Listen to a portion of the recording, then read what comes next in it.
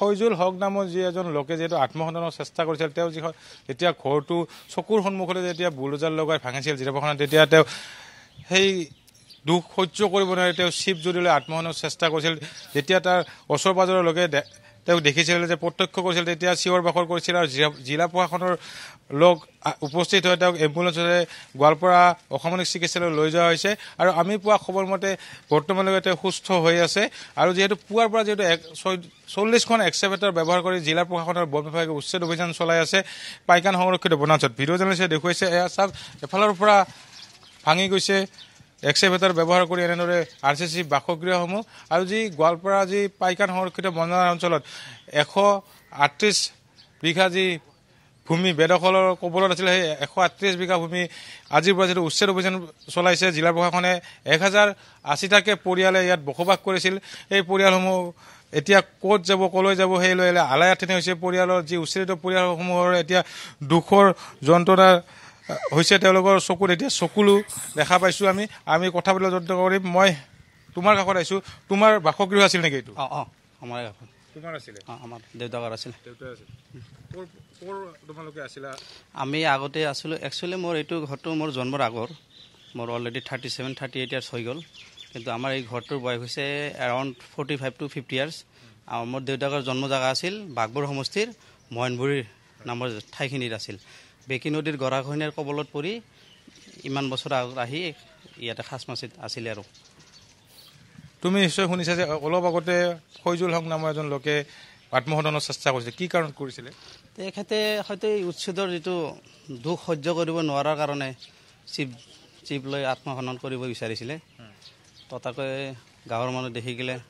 তাক উদ্ধাৰ কৰা হ'ল উদ্ধাৰ কৰি গলে এম্বুলেন্স পঠাই দিয়া হ'ল হস্পিটালত বৰ্তমান সুস্থ অৱস্থাত বুলি শুনা পাইছো মই নিশ্চয়কৈ ৰাজদীপ ক'ব লাগিব যে পুৱাৰ পৰা যেহেতু 40খন এক্সকেভেটৰ ব্যৱহাৰ কৰিছে গোৱালপাৰা জিলা প্ৰশাসনৰ বন বিভাগে আৰু কিছু সময় আগতে কিন্তু কিছু ঠায়ে যিসমূহ উচ্ছেদিত পৰিয়ালসমূহে উত্তপ্ত পৰিস্থিতিৰ সৃষ্টি কৰিছে তাৰ আৰক্ষী প্ৰশাসন উপস্থিত হৈ সেই পৰিস্থিতি নিয়ন্ত্ৰণ কৰিছে কটকটীয়া নিৰাপত্তা ব্যৱস্থা গ্ৰহণ কৰিছে কাৰণ 1000তকৈ অধিক ইয়াত আৰক্ষী মোতায়েন কৰা হৈছে বনকৰ্মী যি বেটেলিয়ন টিম ইয়াত মোতায়েন কৰা হৈছে CRPF মোতায়েন কৰা হৈছে কাৰণ কোনো যেন অপ্ৰীতিকৰ ঘটনা সংঘটিত হ'ব নোৱাৰে শান্তিপূৰ্ণভাৱে যেন উচ্ছেদ অভিযান চলি যায় সেইবাবে সেইটো দিশৰ পৰা কটকটীয়া নিৰাপত্তাৰ ব্যৱস্থা কৰিছে গোৱালপাৰা আৰক্ষী প্ৰশাসন ইয়াত আৰক্ষী অধীক্ষকগৰাকী উপস্থিত আছে গোৱালপাৰা জিলা আয়ুক্তগৰাকী উপস্থিত আছে বন বিভাগৰ DFO গৰাকী উপস্থিত হৈ ইয়াৰ যি পৰিস্থিতিৰ প্ৰত্যেকটোৰে বুজ লৈ আছে এনেদৰে আৰু এই উচ্ছেদিত পৰিয়ালসকলে নিজৰ যি বাসগৃহৰ টিন পাত দৰ্জা খিৰিকী ইতিমধ্যে তেওঁলোকে ভাঙি হেনে অন্য ঠাইলৈ লৈ গৈছে কাৰণ 10 তাৰিখলৈকে সময়সীমা দিছিল গোৱালপাৰা বন বিভাগে 10 তাৰিখৰ সময়সীমা উকলি যোৱাৰ পিছত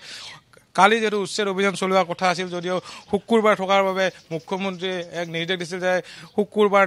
জুম্মাৰ নামাজ আছে জুম্মাৰ নামাজৰ বাবে কালি উচ্ছেদ অভিযান নকৰিলে আজি পুৱা 6 বজাৰ পৰা উচ্ছেদ অভিযানত নামি গৈছে মই যদি পাৰো এয়া উচ্ছেদ অভিযান যি হৈছে সেই পৰিৱেশটো মই ভিডিঅ' জাৰ্নেলিষ্টক দেখুৱাবলৈ অনুৰোধ কৰিছো আৰু উচ্ছেদিতসকলৰ মই কাষত যাম কথা পাতিবলৈ যত্ন কৰিম মই দাদা আপোনাৰ কাষত আহিছো আপোনাৰ ঘৰ ইয়াতে আছিল নেকি আমাৰ ঘৰে আৰু অলপ আগত আপোনাৰ ঘৰ ভাঙিছে না মোৰ ঘৰ ভাঙা আমাৰ সৰু ভাই ঘৰ ভাঙাইছে এইটো হয় এইটো আপোনাৰ ঘৰ ভাঙছে আমাৰ ঘৰ ভাঙা নাই স্যার আমাক নোটিশ দিছে না আমি বেলেগ ঠাইত থৈছো বস্তু বাহিনী আমি তো নদী ভাঙা মানুহ আমার মাটি জমা নাই আমি গৃহহীন আমাক বাসস্থান দিব লাগিব আমার 51 সনে NRC আছে আমি ভারতের নাগরিক হ্যাঁ সরকার উচ্ছেদ করলেও আমাক মাটি দিব লাগিব বহাৰ কাৰণে সংস্থাপন ব্যৱস্থা কৰিব লাগিব হয় নিশ্চয়কৈ মই আৰু যদি পাৰো ইয়াৰ সামগ্ৰিক দৃশ্যসমূহ দেখুৱাইছো আৰু কাইলৈলৈকে উচ্ছেদ অভিযান চলিব বুলি ইতিমধ্যে আমাক গোৱালপাৰা বন বিভাগৰ DFO গৰাকীয়ে জানিবলৈ দিছে 2 দিন ধৰি চলিব 3 দিন হ'ব 2 দিনত শেষ হয় না নাই সেই কথা ক'ব সম্পূৰ্ণকৈ কোৱা নাই কাৰণ 2 দিনত সময়সীমা লৈছে 2 দিনৰ ভিতৰত তেওঁলোকে শেষ কৰিব চেষ্টা কৰিব এতিয়ালৈকে বৰ্তমানলৈকে প্ৰায় 40% উচ্ছেদ অভিযান সমাপ্ত হৈ পৰিছে কাৰণ ক'ব লাগিব যে এফালৰ পৰা 40খন এক্সকেভেটৰ ব্যৱহাৰ কৰি এফালৰ পৰা ভাঙি গৈছে RCC বাসগৃহসমূহ ৰাজদীপ এতিয়া কথাটো হৈছে বিশ্বজিৎ যিসকল উচ্ছেদিত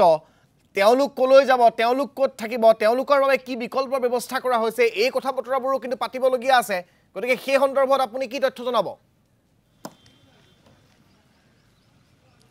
চাওক ৰাজি, আমি উচ্ছেদিত পৰিয়ালসকলৰ লগত কথা পাতিছিলোঁ। তেওঁলোকৰ এটাই দাবী, তেওঁলোকক পুনৰ সংস্থাপনৰ দাবী কৰিছে। কাৰণ তেওঁলোকে গৰাখহনীয়া লগ, তেওঁলোকৰ যেতিয়া নদীয়ে যেতিয়া গৰাখহনীয়াত যেতিয়া ঘৰ বাৰীসমূহ জাক গৈছিল, তেতিয়া তেওঁলোকে এই অঞ্চলত আহি বাহৰ পাতিছিলে। আৰু বেছিভাগ লোক ক'ব লাগিব বৰপেটা,